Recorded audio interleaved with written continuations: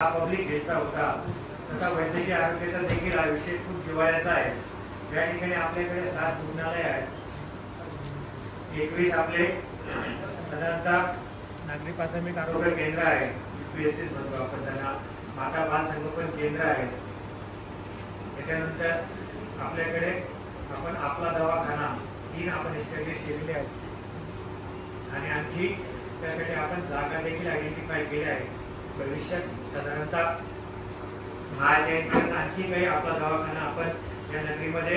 सुरू करणार आहोत आणि त्याचप्रमाणे आरोग्यवर्धिनी केंद्र शासनाने आपल्याला 65चं टार्गेट दिलेलं आहे, परंतु आतापर्यंत आपण 12 केंद्र सुरू केलेली आहे आणि साधारणतः 40 पेक्षा जास्त केंद्रांसाठीची जागा आपली ऑलरेडी आयडेंटिफाय केली गेलेली आहे आणि त्यापैकी काही केंद्रांच्या जागा रिक्त आहेत, रिक्त म्हणजे की मोकळ्या जागा आहेत आणि काही ठिकाणी